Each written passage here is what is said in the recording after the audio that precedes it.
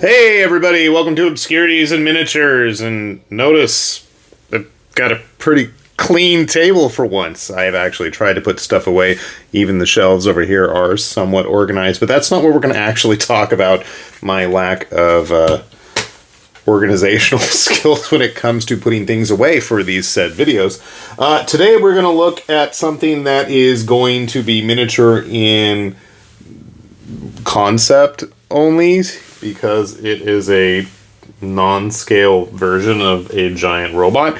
I have said many times how much I have enjoyed the motor nuclear kits, and as you obviously read the title of this video and saw the thumbnail of said motor nuclear robot, that's obviously what we're going to talk about. But this box is just absolutely massive, and it's upside down, which is even more helpful, isn't it?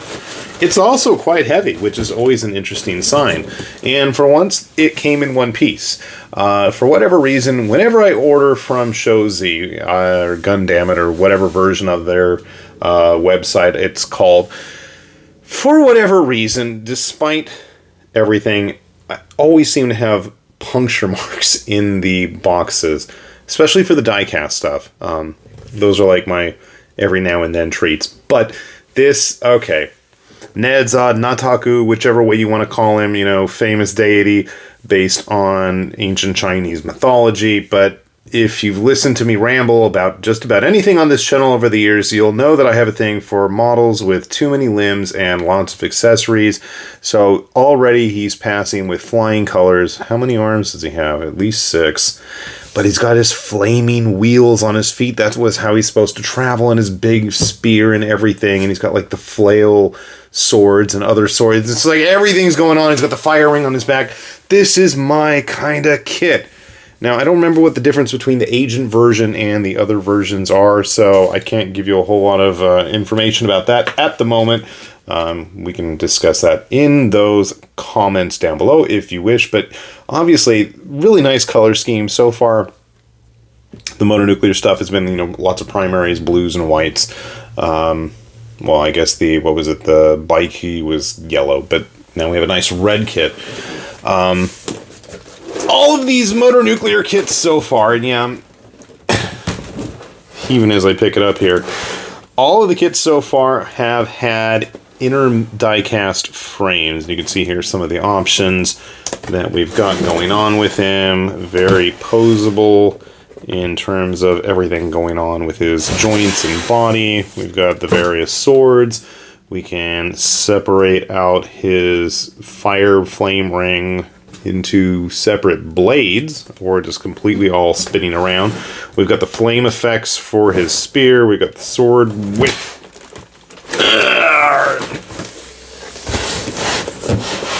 And again, you can see a finished version of him here. Just lots of color going on, and there's always the stand included. You can see here we have the alloy parts, skeleton parts, and then the armor parts as it's all put together. Honestly, I kind of like it as is without all the flash, which is really saying something. But when these models have all the flash, they really go all in. So, I haven't even actually opened this up yet. You guys are going to experience it with me. Let's see what we got.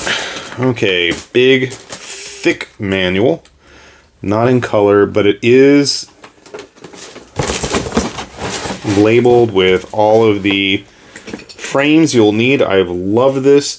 We do have a frame breakdown of everything as well, but the other cool thing is they tell you what color to expect. Like, how nice is that? So it's a lot simpler when you have a bajillion runners, and I mean, there are a lot in this box. You guys saw how large the box was.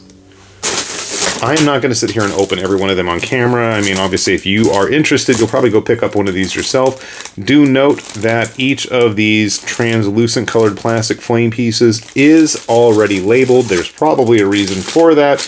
We'll look more carefully later.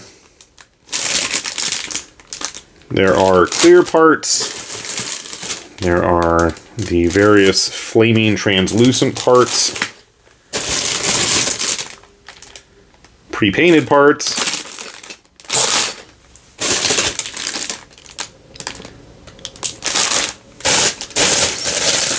And if you notice, all of these are like multi-frames per bag. We've got gold, we've got copper, we've got translucents.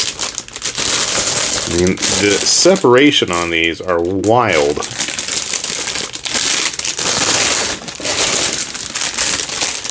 I want to say that this kit was probably around $70 US, give or take a few bucks.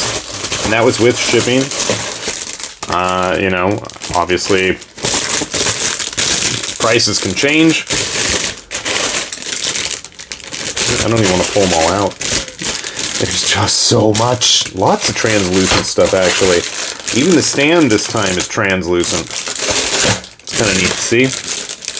Again, I'm noticing that there are a lot of pre-painted parts on this. That's really cool.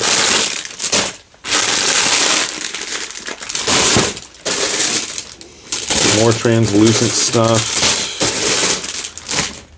Lots of shininess. Cool, we got translucent green in there.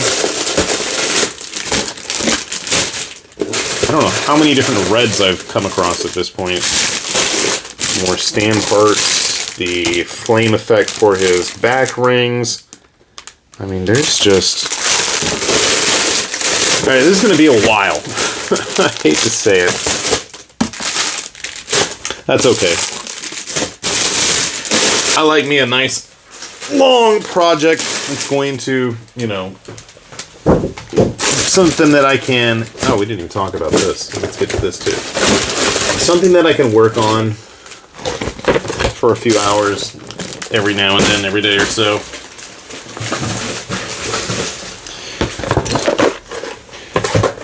We didn't even talk about the frame itself. So, when they say pre-assembled alloy frame, what they mean is that the joints are pre-assembled. The kit itself is not. I believe we've seen some model kits, even on this channel, that had the die-cast alloy frames on the inside, but were already pre-built. So you can see here, this is interesting in that we've got some totally different pieces compared to previous kits, and those must all be the arms, because there's 6 of them. And finally the legs, or most of the legs I should say, the feet, and I want to say these might be the thighs? I don't even know. There's a lot to take in here. So if you want to see a nice big complex kit that is going to be quite the looker when it's all done, I mean, do yourself a favor and just go order it.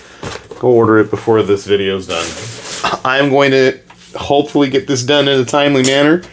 We'll see, but if you'd like to see the results, why don't you sit around and we'll find out how it turns out. So sit tight. Alright, we got NeZha all put together here. It took me a while, and I can't even fit it on the screen. That is impressive. I gotta say, I feel like I've said this every time I get a new motor nuclear kit. In fact, I'm so slow with this one. I already got another, and it just showed up today. I am so behind schedule with getting these things done. But this dude is absolutely massive, especially with those extra arms and his whole little array. I don't even have him set up with his flaming wheels for his feet. There's just a lot of kit going on here. I also took off the big crazy peacock feather wing thingies that are supposed to hang off of the back of his transparent orange shoulder spike things, which are kind of flexible and posable. I also, now that I realize, don't have the fire parts for his spear in his hands. So, interestingly enough, they've got like this kind of plastic transparent frame for his wheel to attach, which of course you can actually pull apart and have function as weapons as well. There were other options for the colors. There's just a lot going on. There's like this whole kind of lotus flower explosion things, petals on each of the corners of the hexagons. There's just a lot to admire about this. And it's a solid kit. You can see I'm just kind of manhandling it, and he's really not moving much, which is good. I'm probably going to actually remove a lot of this excess stuff on him, just because I kind of like it as is without all of the extra fluff. Looks cool, but it's actually really unnecessary. Not to say that that's a bad thing. I've noticed that the die cast inside, while it does feel a little bit more minimal in comparison to some of the earlier model kits, it's still there. It seems a bit more refined since the previous ones. Construction of this guy was super smooth and quite an enjoyable time. The only issue is just there were so many parts. There's a lot going on, and since there's no decals really, you're going to have all of the colors separated individually. There were a few glaring spots where the colors that were pre-painted, especially like on the blade, I don't know if you can see it, there's a tiny little spot right here with the scuff marks. It's like, I think this glare isn't even showing it. It's just a tiny little mark. There's a few things here and there like that, but for the most part, it's not really an issue. I do like the fact also that the extra arms attach to separate spots on the backpack, so it doesn't end up killing the joints on the main body itself. Posability is nice. I'm just trying to leave everything as is because it makes my life easier, and at this point, I like my life easy. I really just wanted to get him on display, and I've been taking too long. As I said, I've had his next friend ready to go here, sitting on the table. It just showed up, came out and released in the time span that it took me to build this guy. If you're curious, our real grade 1/144th Gundam barely goes above his knee. It's big. And since I have it, and I have yet to put the decals on, our SNAA Blade King here is also a 1/100th kit, and you can see here that there is a substantial bit of difference with our motor nuclear friend. So if you've got the space for something like this and you really like the colors, I'd say go for it. They're really, really nice kits, and I now realize that he's not got his transparent parts on the other shoulder there. Honestly and truly, with any of the ones that have been released at this point, I don't think you will be disappointed. Be aware, though, that they just put out their first kind of SD kit, which absolutely is a hardcore, lifelong devotee of the SD style. I'll be there for, so do stick around. We'll probably get to it eventually, even though it's been released like ages ago everywhere else. But yeah, that's me. I'm going to take my sweet time. So if you're curious about it, do yourself a favor. I'd say hunt it down from one of the places that you can get good shipping prices on. If you're ever in the area that has these for under $100, I'd say go for it, because you're going to have yourself a really fun kit, especially if you take your time and really enjoy it. So with that said then, this has been High Lord Tamberlane with Obscurities and Miniatures saying thanks for watching, and we will see you back here soon. Bye-bye.